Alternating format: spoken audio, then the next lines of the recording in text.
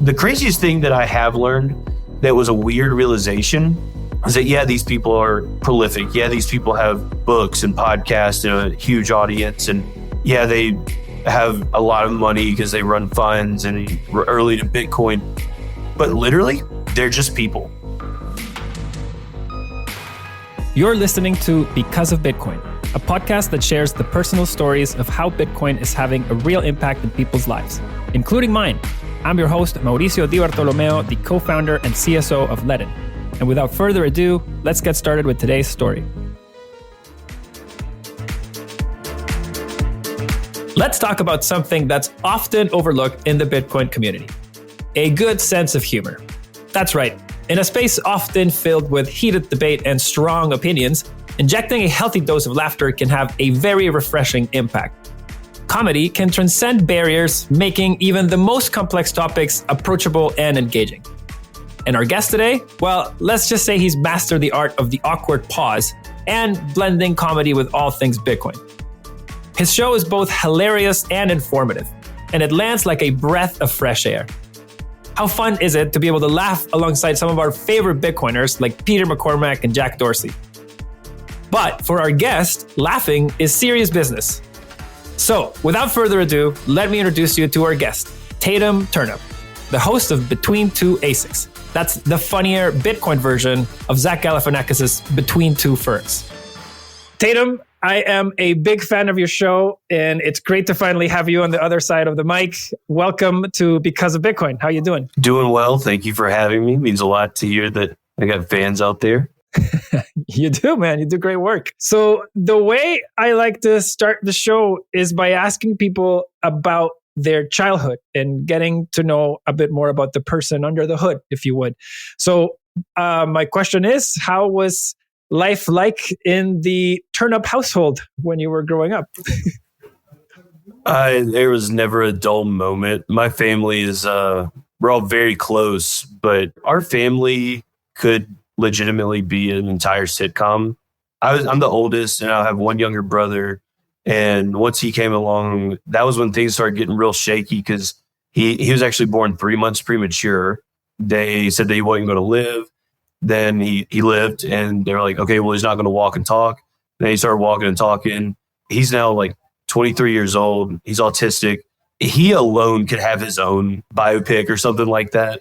He's always kept us on our toes. My mom had this whole saga with a tumor that they found, and then my dad's just all over the place with his work and different areas of expertise with computers and cameras. And it's just the most random, like I'd say we're a fairly traditional family with the most non-traditional stories individually. It's a very interesting dynamic, but I absolutely love my family. They've done a lot for me and continue to, and I hope that one day I can just, give them what they've given me.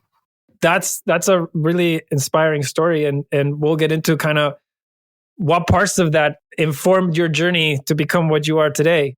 Was money a central theme or a point of conversation often in your family, or was there ever an experience in either of those two sections that I kind of highlighted that you think informed how you feel about the system or money today? I unfortunately have two exact examples that is what radicalized me. But yeah, money was always a big topic in our family. When I was growing up, there were some times where we weren't poor, but we definitely were on that lower end of the spectrum. It was just kind of what I knew. And like, I never had any problems or anything like that. But I just remember looking back now, all grown up, is like, we didn't have cable. Dad made us always get water if we did go out to eat. If on the rare occasion, like I said, nothing that I'm like holding any ill will against or thought that I lost out on childhood. What I learned later on was that my dad's a small business owner, and he was largely affected by the whole 2008, 2009 crisis. And I still don't know to the extent of like how it was all connected. I just know as a small business owner, he did suffer through that. Now he is we're extremely well off. He has one of the best comeback stories I've ever seen. He's one of my absolute role models. But later on in life, like I just kind of adapted and knew like about money, saving money, things like that.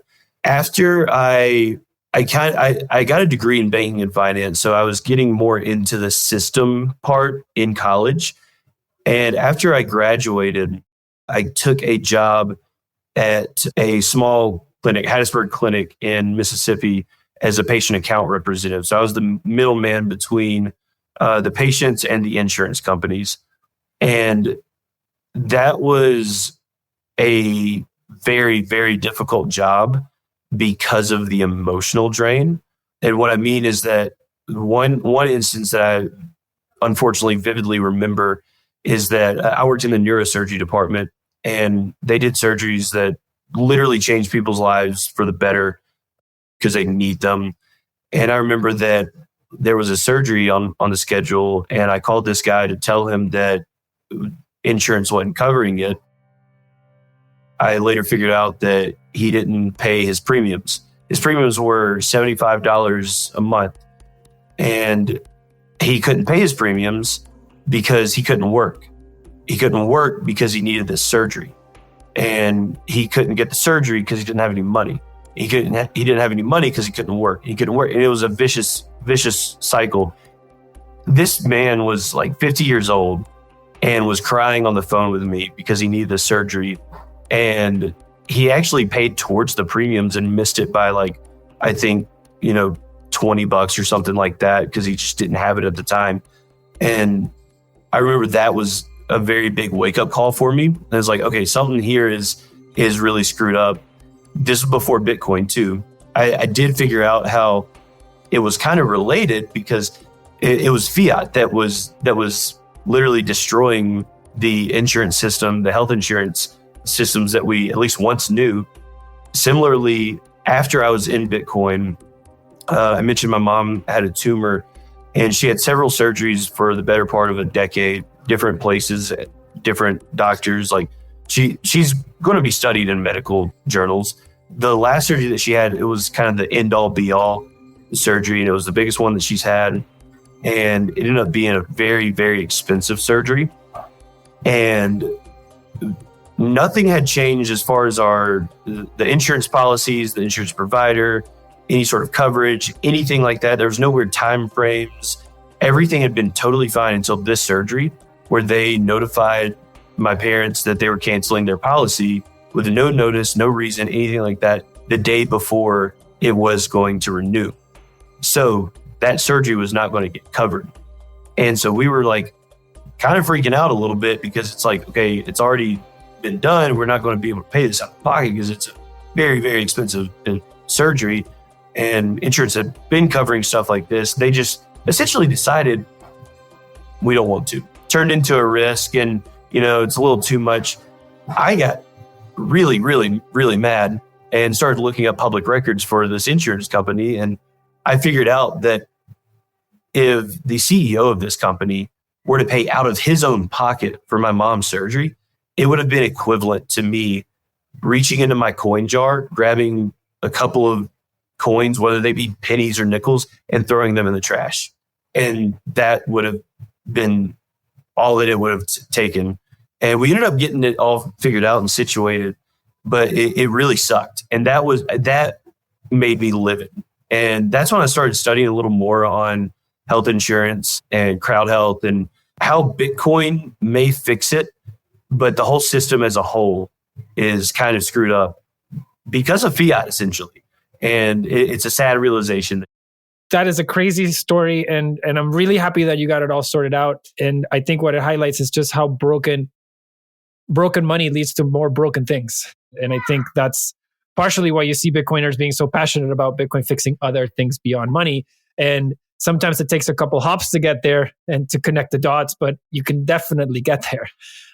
I want to get to a couple of points in your life. I've followed your trajectory, and it looks like you have a background in mathematics and finance and business. And then, you've become this amazing persona, which is like you're educating people around Bitcoin through comedy, which is huge. I have a huge respect for that, which we'll get into in a second. But the first question, I guess, is what was first, your love for Bitcoin or your love for comedy? Probably comedy, but it's kind of been one of those like natural things for me. Like it's not like I've studied the comedy arts and watched stand up to figure out people's tactics, stuff like that. I was just always kind of a class clown, and I don't really know where my sense of humor comes from. I tend to think that I have a really broken sense of humor. Like I still think fart jokes are funny, if we're being honest. Like I've just always kind of been the guy who wants to see people laugh, wants to see people smile, and I've just kind of evolved on that as time goes on. Bitcoin came along, didn't ever think that they'd get married, but Bitcoin comedy somehow got married, and who knows if it's for the better or for the worse. When did you find Bitcoin? I enrolled in the class of 2017 and dropped out, unfortunately. The first time I heard about Bitcoin, I remember the first search that I did trying to learn about Bitcoin was, what is the Bitcoin stock price? That's where I was. But the one thing that I did notice is that the number kept getting higher. And so I was like, yeah, let me throw, a couple bucks in here and see what happens. Well, college Tatum wanted some beer next week. And it was like, I got a couple bucks in Bitcoin I can sell. Sold it for like a $3 profit or something like that. Did not touch it until 2020 again. And I forever kicked myself in the rear end for that. The second time was when I was getting my degree in banking and finance, and specifically I was in security analysis. We all got Bloomberg certified. We had 2 terminals in my college. And when we were doing that, we were kind of exploring them and just kind of getting familiar with it. And one thing that stood out to me, which I thought was really cool at first, but then kind of dark when you think about it, was the currency exchange rates that you saw live. And I asked my teacher why the numbers were changing how they were, and why some currencies were valued differently than others. And he essentially just said, that's just how it is. And I was like, I don't really understand that all that much. Like I that's not just how it is. Then I learned about triangle trade arbitrage with currencies. And I was like, what's going on here? And then that's whenever I kind of started looking back at Bitcoin, because I had heard that it was a currency, and I was like, why? Why is that a currency? What makes a currency? This is where all the questions started popping up. I just did a little more deep diving, and I ended up graduating in the spring of 2020. And basically that entire summer, I was studying very, very hard on Bitcoin. I was reading books. I was looking at forums on Bitcoin Talk, and from years and years previous. I hadn't really infiltrated Bitcoin Twitter yet. And if I just knew that all I had to do was get on Twitter and follow the right people, I would have learned everything I needed to know real quick. But I got into Bitcoin, did a lot of studying. I was a shitcoiner for a little while. In fact, I was fairly deep in shitcoining. Then that turned into trading with leverage. Then I saw some really high highs, but I saw some really, really low lows. I finally while I was still kind of dabbling in all that, I took a course. It was Palms Crypto Academy, which I'm forever grateful for. That's the reason that I am orange pilled. That's the reason that I got a job. That's the reason I have as many connections as I do. And a lot of people are kind of shocked when I say that I was fully orange pilled in Anthony Pompliano's course. It was one of his coaches that I can't remember, it was a breakout session about something, but I asked about BlockFi, like why they didn't really like it all that much. And that was when I started learning about rehypothecation. That was when I started learning about yield. And I was like, okay, hold on. I ended up calling him later on. His name's Kenny. He's my best friend. Yeah, I called him. I was like, yo, I need some help here, because I hadn't started to think that I was wrong, and I'm not ever wrong. I was wrong.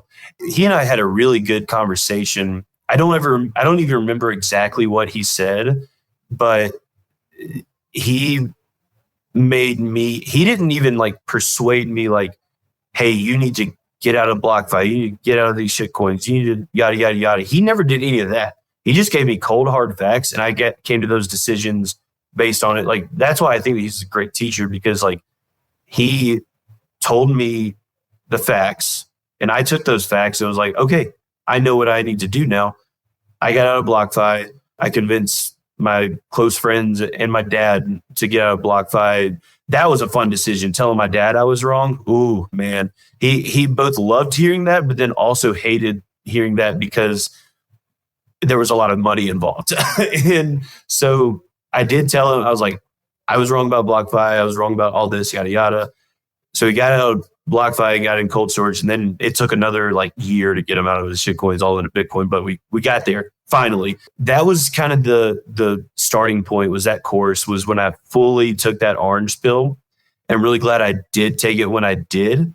I'm not even upset that I didn't take it earlier, because I got it at the price I deserved. And I'm finally, all in, and I have understood it. And now I don't want to do anything but build on top of Bitcoin and the Bitcoin ecosystem. Thank you for sharing. Like, you went through the whole crypto triple crown, shitcoins, leverage, and yields. Oh, like, yeah, baby. That's the three nails of the coffin right there. Funny enough, so we actually made a bid for BlockFi. We are one of the few people that were in a position to buy them out when they had the issue with 3 hours. And we did actually had a competing bid to FTX. We know which one they took, and the rest is history. Yeah, it's a lot of lessons were learned. And I think it's not a coincidence that the only lender standing, or at least one of the only lenders standing, which is us now, is really Bitcoin focused. Like, we support Bitcoin, stable coins, and we just added ETH. And there's a big reason for that, is because those are the assets that we understand and know how to, manage risk for. So it's a fascinating story. Wish you guys had been at Ledden, but now you know that we exist. And congrats on getting yourself and your dad through the journey. And huge kudos to Pomp. I think he's one of those people that is somewhat misunderstood among Bitcoiners, particularly the hardcore Bitcoiners. And I have a similar story with Coinbase, actually, which is also a slightly misunderstood group in the Bitcoiner community. But Coinbase was actually one of the first venture funds to ever commit to investing in Ledden. And they did so at the time when no VCs other than them believed in us. And they took the time, they diligenced us, they listened, they did the demos, they showed up.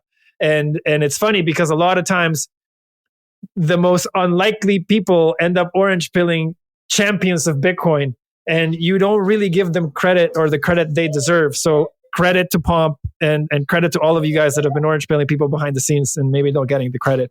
So Tatum Turn Up just blew up in the scene, okay? And I say this because I've been on Bitcoin Twitter for a really long time, and very few people have managed to do what you've done, which is showing up to Bitcoin Twitter and to this community in a wow fashion, where you come out with a bang in terms of the quality of your guests, the quality of your shows, the production value of your content. It all was tip top. And I saw glimpses of your early hustle days, because you don't just wake up and become Tatum Turn Up. This must have been months, if not years, in the making. So can you tell us a little bit about what that process was like? How did you iterate on this? Was this just like a once and done, and I invested so much on this concept? Did you tinker with it? Whenever I started, this was after the whole orange pilling. I was watching a lot of interviews, and for some reason, this is part of my broken sense of humor that I say, I had these questions in my head, like, oh, if I ever interviewed Dylan LeClaire, I would pretend that he's Will Clemente or something like that. Or if I ever interviewed Peter McCormick, I would do a terrible British accent or something like that. Just like in my head, just, stupid things. And I had been a fan of Between Two Ferns, and thought that was just absolutely amazing. Like the snappiness, the comedic timing, the absolutely insane. Like one of the greatest things that Zach Galifianakis ever did was when he was interviewing Hillary Clinton and had a sponsor read in the middle, and it was a Donald Trump commercial. That was the funniest thing I've ever seen, I think.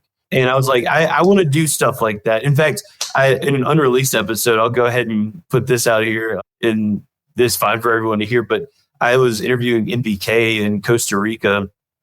And in the interview, I asked him if CoinKite would sponsor. And he was like, no. I said, okay. I pulled out a jade from my vest. I said, this episode is brought to you by Blockstream Jade. And I was like, yes, I finally did it. Yeah, it was kind of that in the back of my head. And I finally was like, you know what? I'm going to try to do this. And I'll see what happens. It may flop. It may not. Who knows? I was trying to do a lot of different content at the time. Like I started a blog that I got a little headway on. It was called Explain Bitcoin Like I'm Five, but it ended up getting really difficult to do. I'm not a long form writer. I figured that out. And then I started doing I tried to do a podcast. I never even got off the ground. And I just kept failing, but I kept failing towards Between Two Asics. I was like, maybe this might be it. And so I went on Geyser Fund and saw that this was before you could post your own campaign. They had to manually add it. And I emailed them and was like, look, I got this crazy idea. This is the pitch for it. And they were like, so we're not taking any new ones right now. I was like, okay, that's fine. They're like, but this is insane. This is a very unique idea. We're going to put you on. And I was like, okay, sounds good. I had several calls with Geyser, and I will forever be grateful for Geyser. They're literally the reason that I got it started. Shameless plug to Geyser, if y'all want to include that. They're just great Bitcoin-centered crowdfunding. I went to my dad's studio. It was like, hey, can you take some really stupid pictures? He's like, what do you mean? And I had my shirt and tie on, and I pulled out a bulletproof vest and a miner.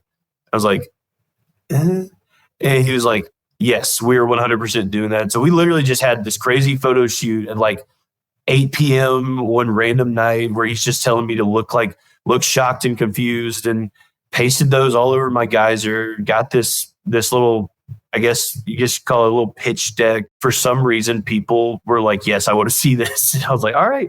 So I started doing incentives. And one of the craziest incentives was, I said, if I got I can't remember what the threshold was, but if I got a certain amount of sats by this time, I'd get a tattoo of the supply formula. Brad Mills donated, far surpassing that threshold. He had no idea that I even said that is the thing. He just wanted to donate, but he was the reason that I have the supply formula tattooed on my body now. And it's the biggest commitment that I have to Bitcoin, because I jokingly say, like, it better work or I'm going to look like a complete idiot. And so after that, I was like, all right, this is where I need to be to get at least one episode out. I didn't want to start small. I wanted to go big or go home. I was DMing everyone, like that had no knowledge of who I was, I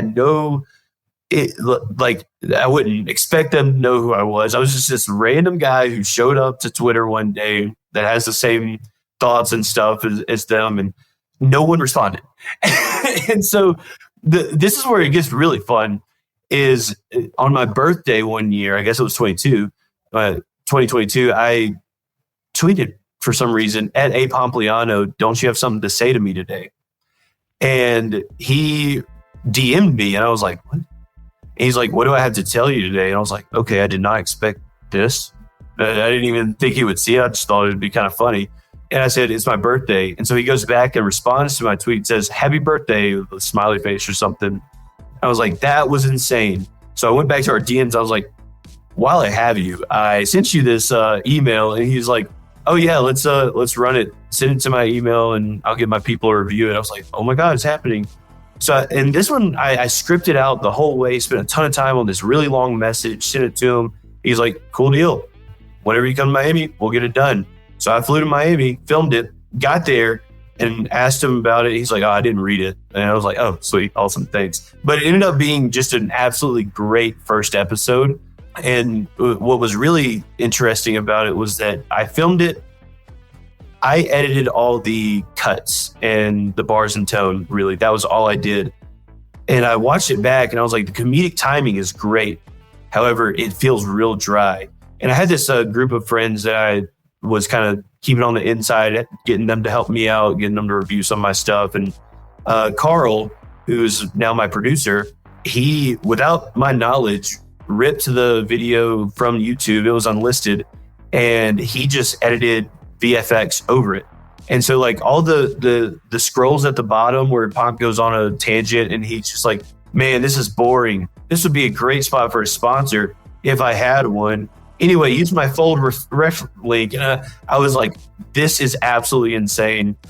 He's literally the reason that I was like confident to post that first episode. And he does absolutely amazing work. I never instruct him what to do. I cut up the videos how I want. I send it to him, let him go crazy. And he has never missed, in my opinion. You know what's so funny is sometimes you start on these shows when you're thinking that you're going to come out with a particular storyline. And I came on this show to talk to you about your journey as a educator and content maker. But I'm learning that the lessons you're sharing are basically what I would tell anyone that wants to start a business. Like, this show is a business. The way you kicked down the doors to get in and got yourself what I would argue is one of the top A-list guests to have on any show, honestly. And the resilience you've shown, the dedication, the preparation, it's more than what I would say. Like, you've done more work than some crypto founders, to say it politely. So how did you go from Pomp to, because Pomp's not the only A-list person you've had there. It's been Pomp and then some. So how did you go from nobody listening to your DMs to now probably having a long waiting list? You know, I'm sure I'm going to get an invite soon, but like, how did you get to that? Well, so the first episode was Pomp. The second was Peter. Peter only happened because of Pomp, actually. Peter was in Miami at the same time. And while we were like getting ready to record, and Pomp was like, hey, look right here. And he took a selfie. He's like, I'm sending this to Peter. He'd love this. And I was like, Peter who? And he was like, Peter McCormick. He's in Miami. I was like, can I ask a favor? And he's like, no, I'm already getting him to do this. And so literally after we re-recorded, I got a Uber to their Airbnb where they were filming What Bitcoin Did. And that was how that second episode happened. And Peter's one of my biggest supporters. He consistently reaches out and asks if we need anything. He's the first repeat guest. And both episodes, in my opinion, are probably in the top 5 for me. But through that, I just kind of started getting a network. Another thing that really helped, and I don't think I've ever properly thanked him, BTC sessions. We set up some. I had talked to BTC sessions previously on some things, and we kind of had some back and forth. And for Pacific Bitcoin, I asked him if he'd be interested, and he was like, "Oh yeah." And so we got fairly close, just talking back and forth. He thought the idea was hilarious. He's actually been the only guest to give us dirt on him before the show, and like the acapella fellows and stuff. I was ecstatic about that. But he asked me in the Christmas of 2022 if I would kind of help produce his Christmas special. Shameless plug, one of my favorite Christmas traditions now. He put me in a group chat with all these big names. I'm talking James Lavish, Natalie Brunell, Lynn Alden, like every big name that you could think of. He put me in a group chat with them so I can coordinate their time slots. They all followed me so I could reach out to them. And then I was like, would it be kind of grimy if I like use their following me for this event to ask them? And I think I asked Ben, I was like, hey, should I like reach out? He's like, oh no, this is one of the reasons I wanted you to do this. I need you to get out there and get all these connections. I was like, heard that. And so I just started like messaging all these people and just kind of grew and grew and grew. And this show has given me insane opportunities I never would have gotten. I'm interviewing people who I've looked up to for a greater part of the past 5-10 years, honestly. It's so weird because like I was at a point where I was listening to some of these people on podcasts and interviews and getting really giddy if they ever interacted with me on Twitter, where I have some of their numbers in my phone now. And what's the craziest thing that I have learned that was a weird realization is that, yeah, these people are prolific. Yeah, these people have, books and podcasts and a huge audience. And yeah, they have a lot of money because they run funds and we're early to Bitcoin. But literally, they're just people. And I've been told that about celebrities, and I guess I never really understood it. But whenever I'm just, I was greeted in the Costa Rican jungle by Jack. He approached me, but Jack Dorsey, he approached me, asked me when we were filming, and then we just like hung out. He was showing me his BitKey prototype, and he was like, "It's really hot. You want to go swim in this river back here?" I was like, "Yeah." And so we just went into the river, and I was like, this guy is worth billions of dollars, and he just is casually talking to me about his hardware wallet in a Costa Rican river. He is literally just a person. And of course, I don't think that goes for everyone, don't get me wrong, but Bitcoiners specifically, most everyone that I have met that has been kind of that out of reach because of one thing or another, like they're just people, and they're great, and they're supportive. And like, I've met some of my best friends through Bitcoin, some of which I had followed a long time before they even knew I existed. So it's just kind of like a network effect. Your show is incredibly unique in that it brings some of these hardcore figures that have personas for being either toxic or hardcore or a hardline thoughts or views in a particular way, and you make them come into your show, and you literally make fun of them, and you make them laugh. And it's one thing to say that to your friend from high school, but to get a guy like Jack Dorsey on the other side and say, sit there as I make fun of you, you get people to open up. And for people to be vulnerable, they have to, in many ways, trust you or trust the process, or you have to somehow get them to open up. What has that process been like to make fun of someone that you looked up to? Like, how do you get the cojones to do that? So I'll say this, it's a spectrum, and it really depends on the guest. So I mentioned that on the first episode, I completely scripted that one out. And then I quickly learned I don't need to do that. If I have a guest, I think of, I'll like scour their profile and see what's going on, things like that. Just think of kind of bullet points and kind of build off of that. I never tell them what I'm going to ask, but I do let them know what kind of interview they're about to have, because I don't want them to think that they're about to do like a serious interview and then it's like, me. I've had some guests that really understood the assignment. Like Jack Dorsey was probably one of the best participants in the show. I told him like what the idea was. I referenced Between Two Ferns, and he was so good. Him and Peter both. Those are the top two. Those two, I legitimately thought that I was pissing off during the show. And then we cut the cameras and they're just dying out laughing. Like it was literally like a sigh of relief. The first time that Peter came on, he walked off and I did my outro because I was like, I'm already here. Let me just go ahead and get this out of the way. But I legitimately thought that I was about to get chewed out and just written off by Peter. He walks off. I do my outro, look at the camera, and I look over where he is. He's on the phone. And I was like, oh my God, this is embarrassing. I was like, is that too much? Like, we can cut some stuff out. He goes, oh, look, that was bloody hilarious. And I was like, okay, all right, sweet, awesome, great. And then in the Jack Dorsey episode, I actually included when we cut out the cameras at the very end, where I was like, all right, I think we're good. And I just nervously kind of looked over at him. He just started laughing, and he's like, dude, this is great. On the other side of that, I have had some people who had no idea what the show was, even after I described it as being like awkward and like kind of silly, not really serious. It was awkward for the wrong reasons, is what I'm trying to say. Unintentionally awkward. I'm like cringing right now. Like there are some episodes I don't think will see the light of day. Maybe I might paywall them one day, but like, I mean, some of them were just so uncomfortable to the point where it wasn't even like a good episode of Between Two Asics.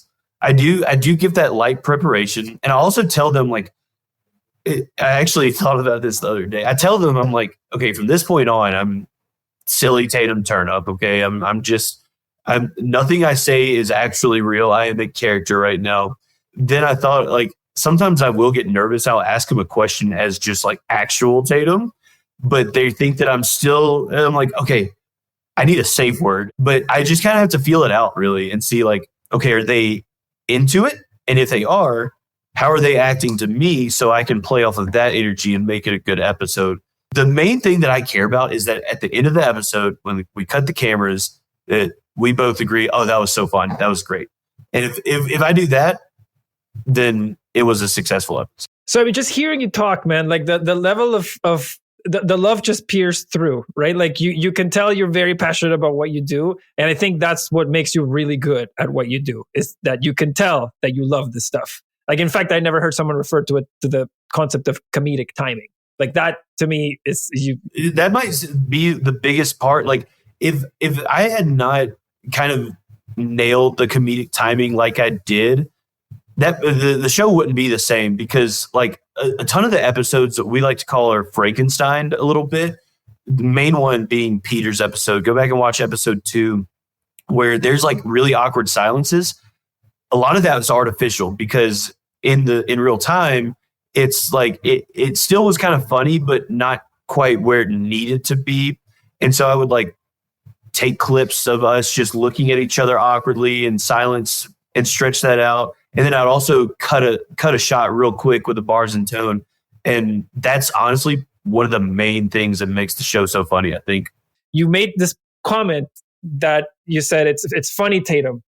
And you've also made the comments that there's a serious side to Tatum, that you want to have a balance as to what side, a balanced persona, I guess, online. So my question to you, as I've heard you on another pod and saying you want to talk more about serious Tatum, and you also are well versed in other serious topics, which I undoubtedly agree with.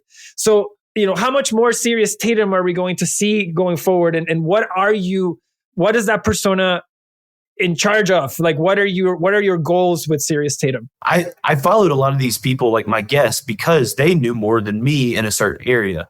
And I want people to come to me, whether it be like a lot of people, I grew a lot of my audience from the show, and they just know silly, goofy, bulletproof vest Tatum. And that's not a problem.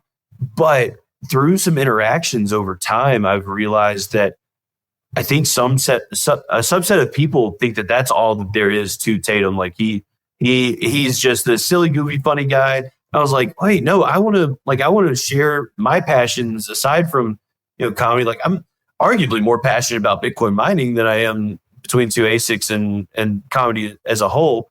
And so that's where I kind of came up with the idea of Between Two Nodes, which is it's a second show that I'm doing that it's still going to be on my channel. And there's 3 episodes out right now. I implore you to go watch the last 2. The first one's kind of weird, but it's longer form. It's virtual, and it's more serious conversations. Because a lot of the guests that I have, I'm like, I would love to just sit down and talk to you one-to-one right now and just like hear what you have to say. I want to learn from you. I want to, have these kind of conversations and figure out what's important to you. What are you passionate about? X, Y, Z.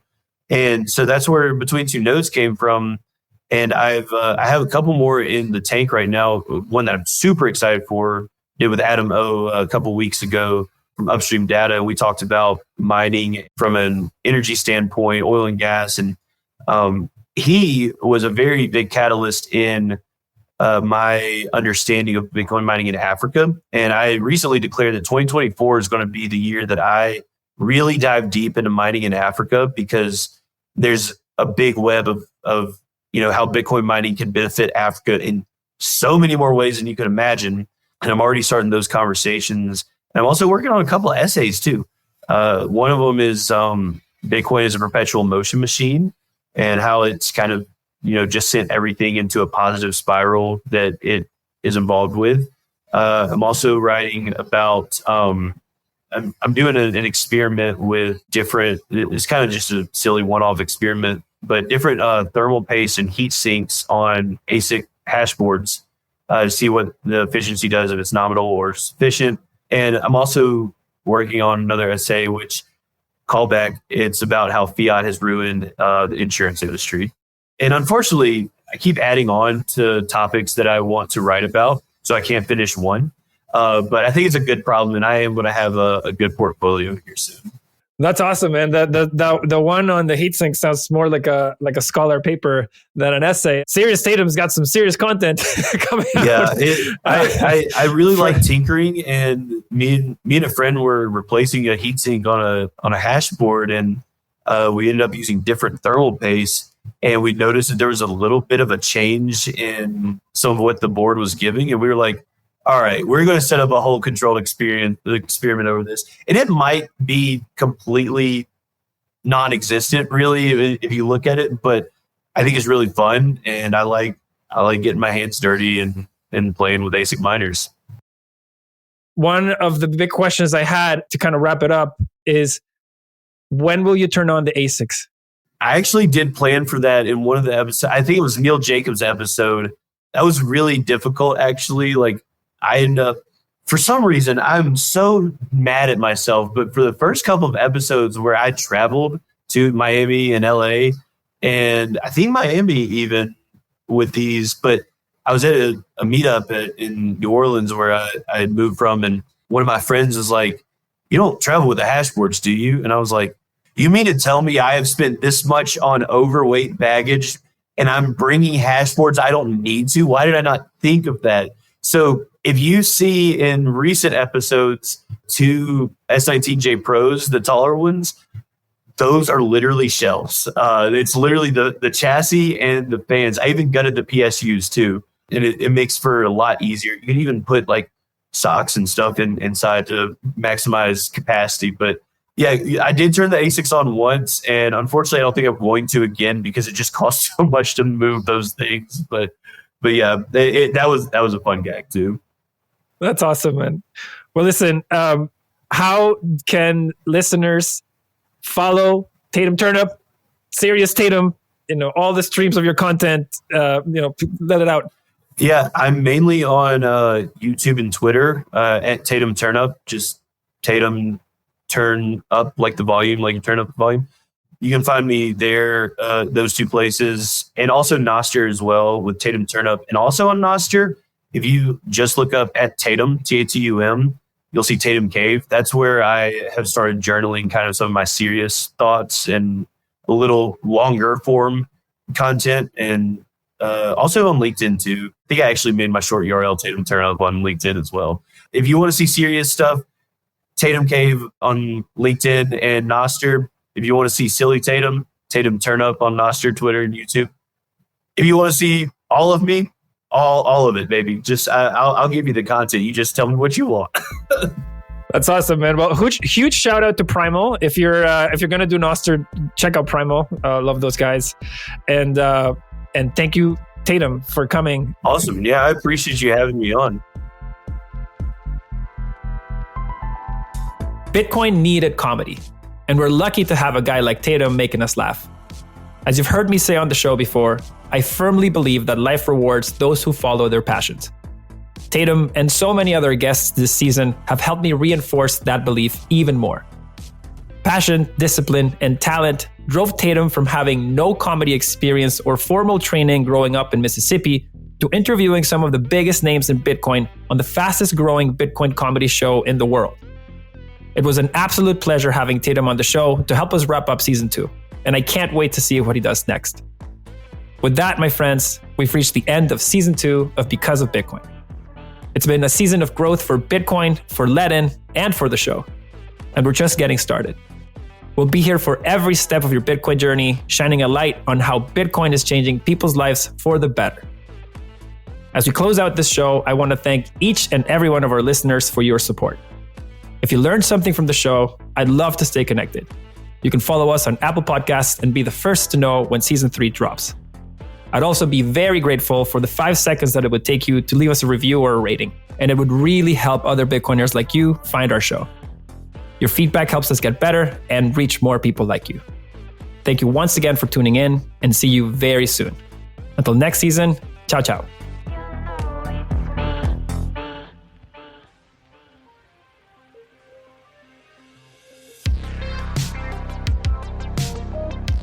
If you enjoyed this Because of Bitcoin episode, I would be very grateful for the 5 seconds it would take you to drop us a review and give us a rating on your favorite podcasting platform.